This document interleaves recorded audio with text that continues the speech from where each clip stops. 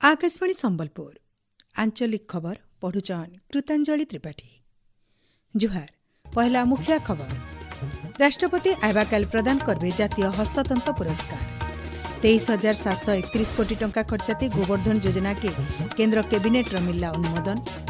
ओडिशा देशर प्रमुख गंतव्य स्थल भावे उभा होइछि कहले मुख्यमंत्री। नवादिल्ली ठाने निवेशक सम्मिलनीति हेबे सामिल। और पढ़ा बहिति थिबार भूल बाबदे भुवनेश्वर न होइछि जरूरी बैठक।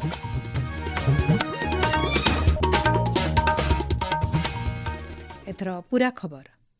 देशर समृद्ध हस्ततंत्र परंपरा और बुनकर मानकर अवदान के सम्मान जनेकरी आइबाकाल सारा देशे 12 नंबर जातीय हस्ततंत्र दिवस पालित हेबा।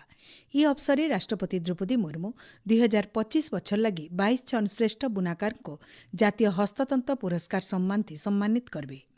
ई दिवस हस्ततंत्र शिल्प के प्रोत्साहन देवार सहित बुनाकार संप्रदायर दक्षता और सृजनशीलता के सारा देशे प्रचार करबार दिगे गोटे जरूरी पदक्षेप है। प्रधानमंत्री नरेंद्र मोदी अध्यक्षताती होइतबार केंद्र कैबिनेट बैठक थी 23,731 कोटी टंका खर्चाती गोवर्धन योजना के अनुमोदन होइछि।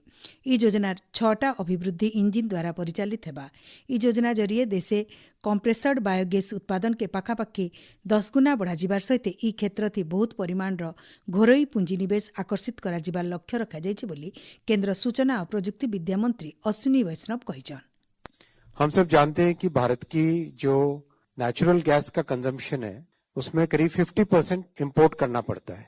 सो how to reduce this dependence is the objective. और इसमें गांव में खेती के बाद में जो बायोमास बच जाता है या फिर काऊ डंग है उसका यूज कर सकें। इस तरह की कई जो वेस्ट मटेरियल्स यूज होते हैं उनका अगर प्रॉपर यूज कर सके और उससे गैस बना सके तो then it can be a significant amount of gas to be generated. केंद्र नूतन और नवीकरणीय शक्ति मंत्री प्रहलाद जोशी कहिछन देशे पीएम सूर्यघर माहलिया बिजली योजना अधीन 50 लाख नो ऐतका परिवार लाभ पाइछन। नवादिल्ली ठाने हेतिबार CII आंतर्जातिक शक्ति सम्मिलनी और प्रदर्शनी कार्यक्रम ती उद्बोधन देकरी मंत्री कहिछन देशे इहादे 19 लाख परिवार शून्य बिजली बिल सुविधा पाउछन। श्री जोशी कहिछन ई योजना अधीन 12 लाख नो ऐतका परिवार अगलिला बिजली बिकी करी 421 कोटी टंका पाइछन। आइबा 2030 मसीहा तक अण जीवाश्म क्षेत्र थी देश 500 गीगावाट शक्ति हासिल करबार लक्ष्य थी आगे बढ़ुछि।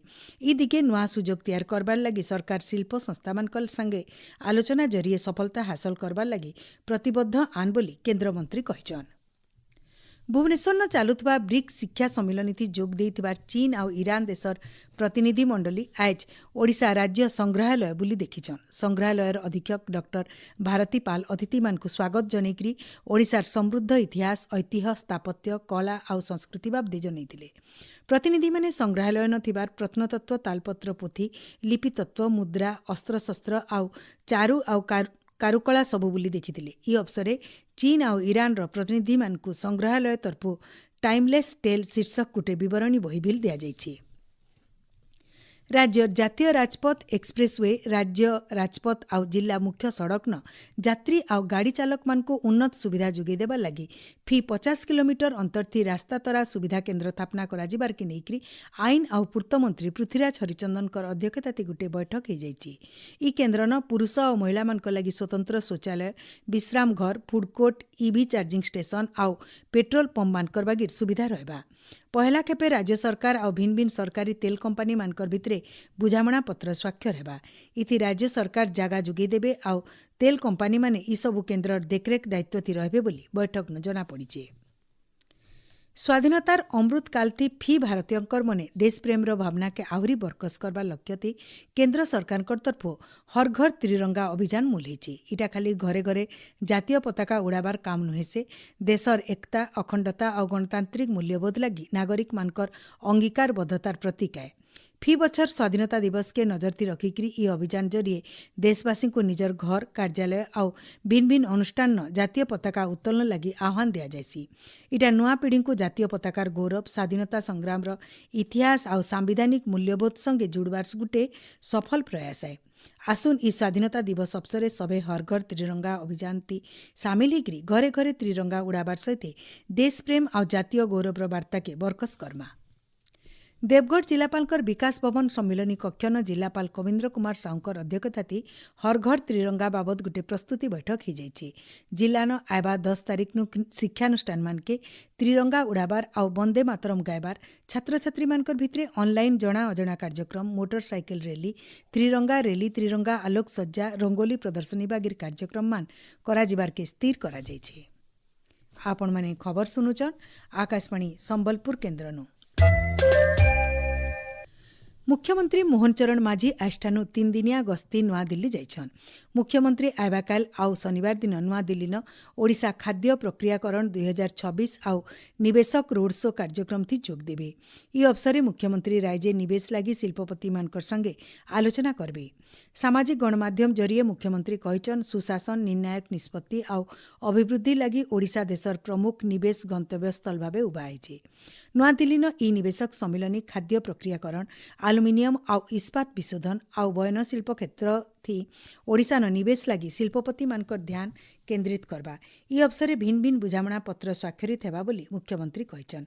जेनटा कि गुणात्मक निजुक्ति सुजोग शिल्प अभिवृद्धि आउ अंतर्भुक्तिमूलक आर्थिक अभिवृद्धि के प्रोत्साहित करिकरी ओडिशा स्थिति के आहरी मजबूत करबा बोली श्री माझी आश करिछन। भुवनेश्वर नथिबा मुख्यमंत्री कार्यालय न पढ़ा बहिती भूल बाबद जरूरी बैठक हो जाइए।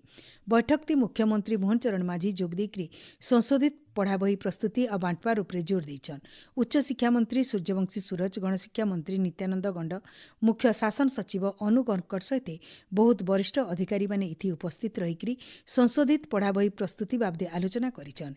इहादे भिन्न भिन्न शिक्षाविद और विषय विशेषज्ञ मानकर मतामत आधारित पढ़ा बही मानकर संशोधन काम चली आ खूब जल्दी संशोधित बही छात्र छात्री मानकु बंटा जिबा बोली गणशिक्षा विभाग तरफु कहा जायछि। पढ़ा बहिती थिबार भूल घटना के नेकरी क्राइम ब्रांच तरफु गिरफ हितवा शिक्षक और शिक्षा निर्देशालय और राज्य शिक्षा गवेषणा परिषद आगर निर्देशक मनोज कुमार पाढ़ी को शर्तमूलक जमीन दि जाइछि। इन जनै दिया जाई पारे जे गला 14 तारिख श्री पाढ़ी को गिरफ करा जाइकरी कोर्ट चालान करा जाइथिला। राज्य 45,000 सरकारी और सरकारी अनुदान प्राप्त विद्यालय न पढ़ुतबार पाखापाखि 46 लाख छात्र छात्री को भूल थिबार पढ़ा बही बंटा जाइथिला। नीट यूजी 2026 परीक्षाते उत्तीर्ण हितवार छात्र छात्री मानकर लगी आष्टानो ओजेईई तरफु ऑनलाइन पंजीकरण आउ काउंसेलिंग मूलीची। छात्र छात्री माने काउंसेलिंग रो कार्यसूची आउ अलगा सूचना ओजेईई रो वेबसाइट थी पाई पारबे। 2026-27 शिक्षा बछर लगी जुक्त 2 नालेखार स्पॉट मेधा तालिका बाहरी। इति मोट 25,332 जन छात्र छात्री को बछा जाइए।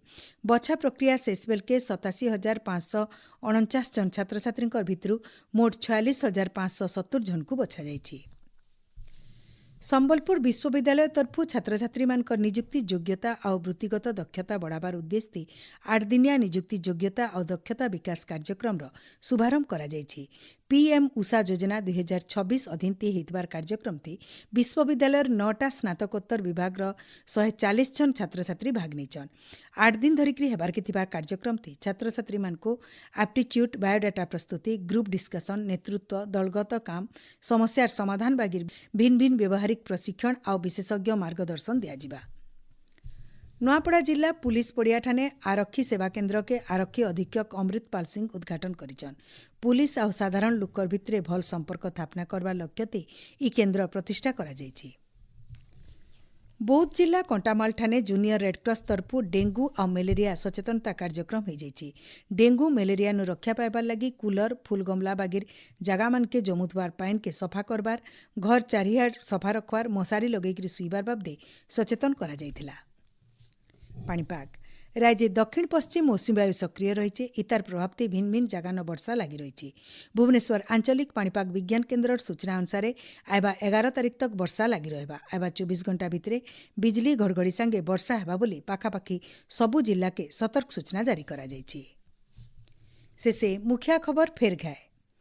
राष्ट्रपति आइबाकाल प्रदान करबे जातीय हस्ततंत्र पुरस्कार 23,731 कोटी टंका खर्चाती गोवर्धन योजना के केंद्र कैबिनेट मिलला अनुमोदन। ओडिशा देशर प्रमुख गंतव्य स्थल भावे उभा होईछि कहले मुख्यमंत्री। नवादिल्ली ठाने निवेशक सम्मिलन हेबे सामिल और पढ़ा बहिती थिबार भूल बाबदे भुवनेश्वर नहिछि जरूरी बैठक। आज आंचलिक खबर इनु शेष ହେଲା। जुहार।